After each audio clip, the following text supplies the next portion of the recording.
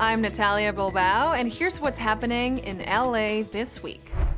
The Los Angeles Fire Department celebrated Fire Service Day throughout the city. The excitement at Fireboat 112 in the port is typical of the day, which sees firefighters in the community get together for fun, education, and appreciation.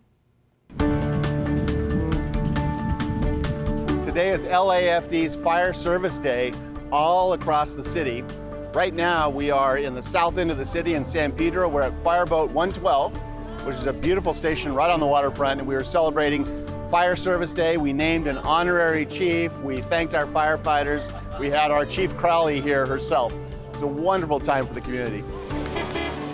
It's all about bringing the community together to demonstrate what the fire department, your fire department, can do in regard to our responses.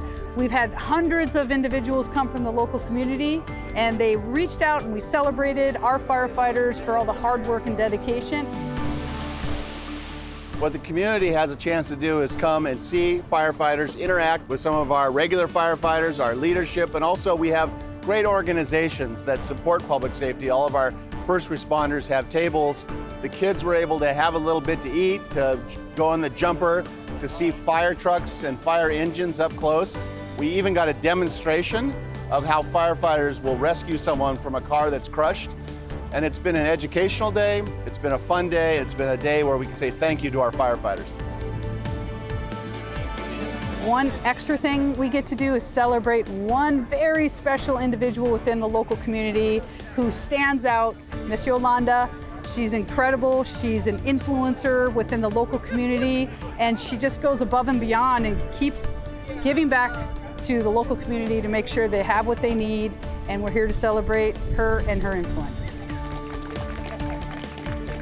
We are all very proud to have a great LA Fire Department, and it's very rare for us to be able to take a moment and to be with firefighters when they're not in emergency, when they weren't on a run, when they weren't rescuing one of our loved ones, when they weren't putting out a fire, but just to see their environment, to see how they live, to see some of their equipment, but more importantly, to see them as human beings and to say thank you.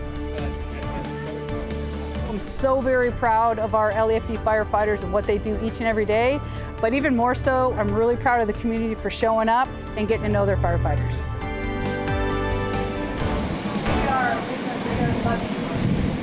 Community-sponsored food pop-up helped around 200 seniors who would otherwise struggle to feed themselves. The event featured emergency preparedness, community resources with much-needed kitchen staples in the bag. Today we're actually here at Casa Salazar. We're doing a food pop-up event. We have about 200 families coming out, being able to pick up a bag of nutritious food with fresh fruits and vegetables, some dry goods, some rice, some oatmeal, just to be able to take home and be able to provide for their families completely free. And they're also here getting some information on emergency preparedness and then just other resources that many of our families in the community have asked for.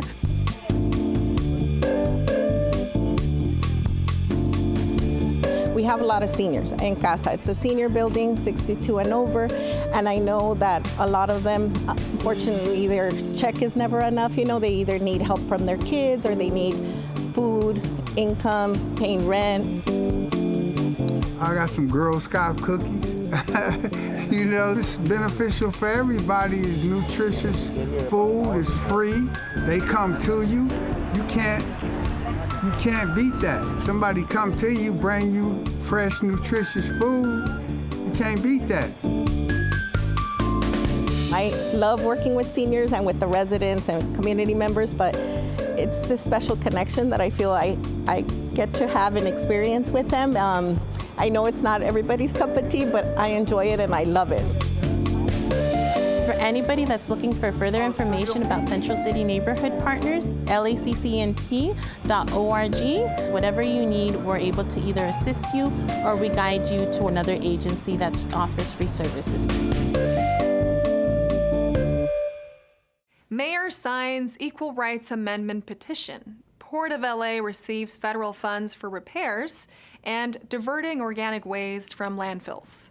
These stories up next on City Beat.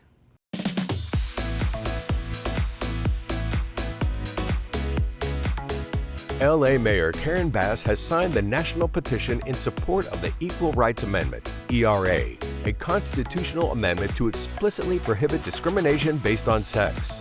The mayor was joined by women leaders and politicians in the latest push to get the ERA over the line as the 28th Amendment to the Constitution. First drafted in 1923 and ratified by many states during the 1970s, the ERA was reintroduced in 1982 and has been before every Congress since then. Endorsed by over 40 organizations, Sign for ERA is a grassroots campaign to reach 1 million signatures and move Congress to ratify the ERA. For more information, visit mayor.lacity.gov. The U.S. Army Corps of Engineers has announced that the Port of Los Angeles will receive an estimated $58 million in federal funding for maintenance and repairs. According to the Port of LA, the record amount reflects the federal government's commitment to reforming and rebalancing the Harbor Maintenance Trust Fund.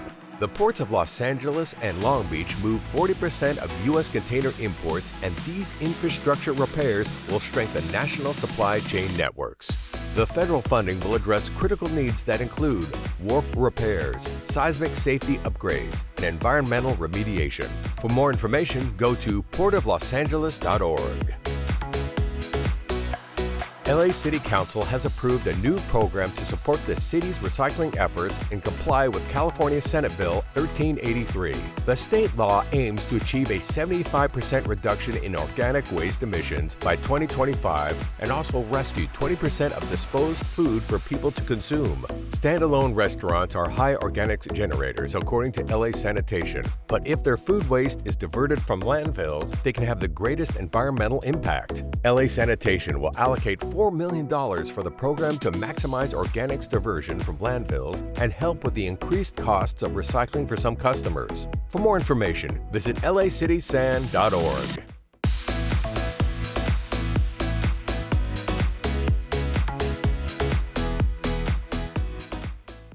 At the Los Angeles Department of Water and Power, a recent expo shone a light on pathways to non-traditional careers for women. With no barriers to entry and learning available on the job, the LADWP is empowering women's careers and personal growth.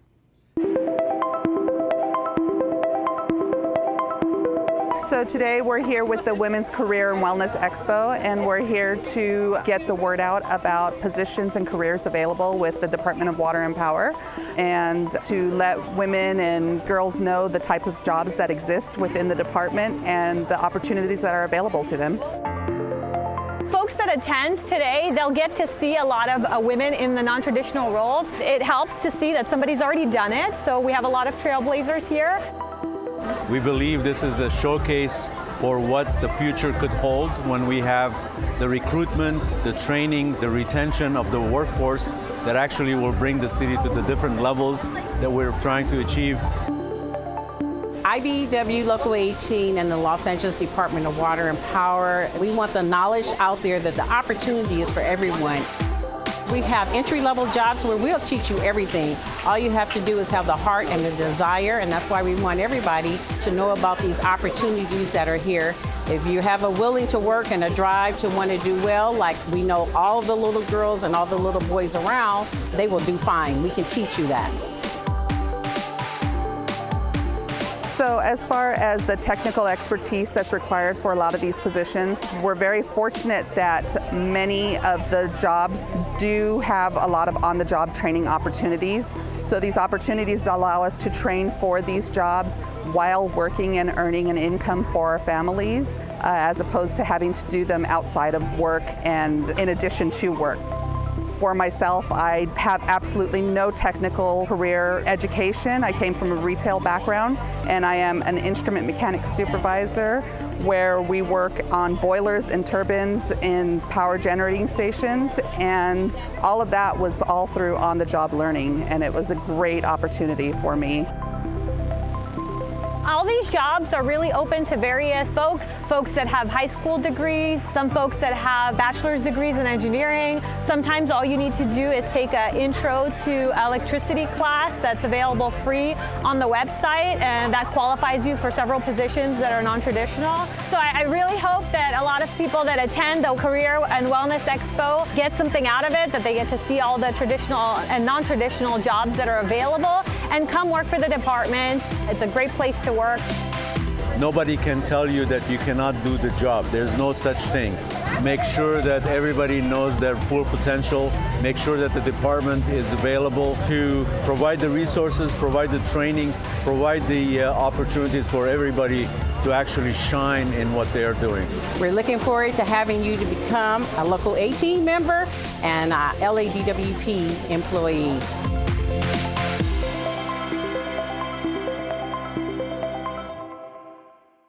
For Senior Fraud Awareness Day, the Stop Senior Scams Acting program staged some of the typical scams to be aware of. The actors got the laughs they were looking for, using humor to give their audience some tools in the fight against scammers. I met Sally at a dating website, and we fell in love right off of the bat. Then her mama got sick with the cover, and she needed a little money. So sent a few $1,000s. She said she'd pay me back. Trouble is, I can't reach her anymore. We're here at Fairfax Senior Center for the kickoff of Los Angeles and National Senior Fraud Awareness Day. We were hearing about a lot of scams happening to our actors and people in our community. And we decided that we wanted to use our acting skills to help prevent senior fraud. Stop your mumbling. Put your supervisor on the phone right now. Seniors can be vulnerable to being manipulated, just like all of us can. And so this is a way of educating folks about some of the dangers presented by potential scams so that people can be on the lookout and not fall for them. By seniors not knowing all of the ins and outs of the predators that are out there, they're more victimized by these activities. Acting engages the seniors. Everybody likes to laugh. They like humor. When we get them to pay attention to that, then we have an educator come on to actually tell them what the fraud is about. It's not you reaching out, it's someone reaching out to you. Why? Because they have something that they want to get from you. It doesn't matter where you live, it doesn't matter of your educational background, it happens to everyone, and seniors are the most vulnerable. We have a new motto, take 5 and tell 2. Take 5 minutes to think about it before you act and then discuss it with 2 people.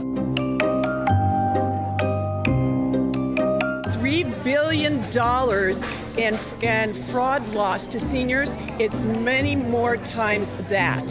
So we want them to feel comfortable in reporting senior scams.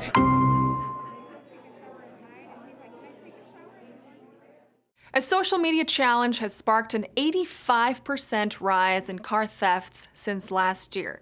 LAPD's Northeast Division and Hyundai held a car theft prevention event to bring solutions to car owners, from vehicle etching to steering locks and a software update for Hyundai owners.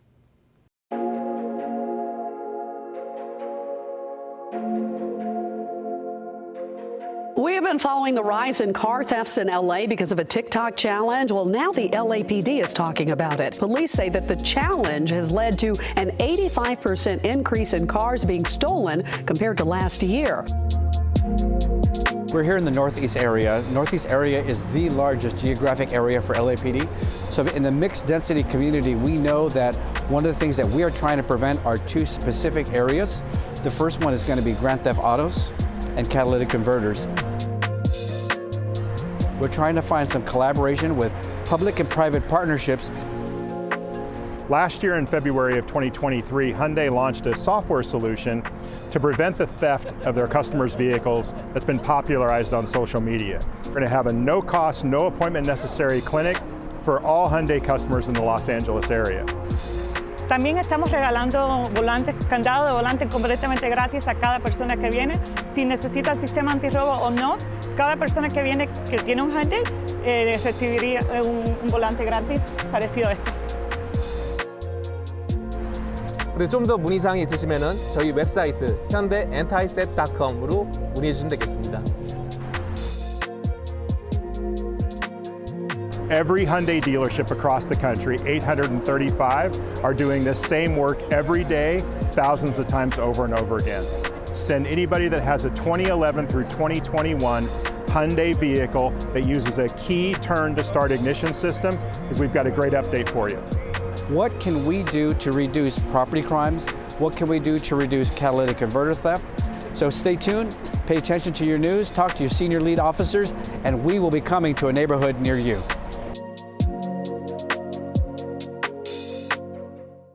In this week's feature story, our Anita Bennett sits down with local author, podcaster, and activist Earl Ofari Hutchinson.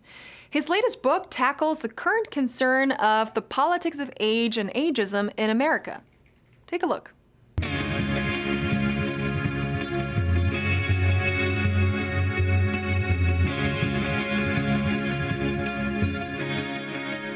Well, election season is right around the corner, and this year, age is a key factor among voters. So how old is too old to run, or is it even ageist to ask?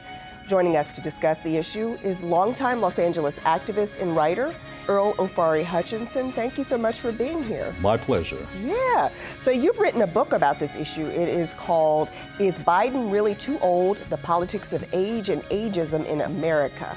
What prompted you to write this? Well, actually, the subtitle kind of tips it. The politics, not just the age and ageism, the politics of age and ageism. Never have I ever seen age become an issue. Oh. Why all of a sudden now age? So now we come to Joe Biden. What do we hear over and over and over? One of the major political hit points against him by Trump, the GOP, and critics, and a wide body of the general public. The guy's too old. The guy has cognitive decline. He's not fit to be the commander-in-chief. I mean, that's been a strong point they've been pounding him on. Mm-hmm. Then you've got conservative bloggers, conservative media. That's been out there and been put out there in the general public. Every poll I have seen, this is one of the things that really caught my attention and said, you know what, I think there's a book here. Every poll and survey I've seen has shown one thing across the board, almost uniformly. The majority of those of any age group, including many senior citizens, say there should be a cutoff in terms of age when someone can hold a political office. How do you determine that? You can't. It's like beauty. It's in the eye of the beholder. Mm-hmm. And it's not just the presidential contenders. It's also, we ran into this issue with Senator Dianne Feinstein before she passed away. Right. Ruth Bader Ginsburg. I mean, and now there's even talk about Supreme Court Justice Sonia Sotomayor that she has some health problems and maybe she should step down. And then there was Mitch McConnell. So it's a big issue in Washington. Well, and that's why I say it's developed a life of its own. And my guess is as we go forward, it's going to be more and more of an issue. So, for example, there's not a day that goes by when you don't see watchers looking at Biden and reporting, we caught him where he stumbled. Yeah. So you're going to see all of that, and it's just buried in people's mind. The guy's too old. He's not going to be able to make, critical decisions, foreign policy decisions, life and death decisions. Is that true? Of course it's not true. The founding fathers in the Constitution, remember, they only put age on one thing, the presidency, 35. There's no age on anything else anywhere in the Constitution. All right, well, Earl Ofari Hutchinson, thank you so much for coming in. My pleasure.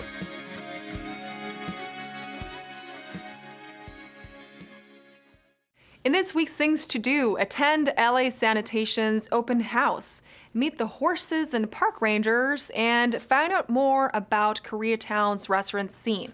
All this up next on Things to Do.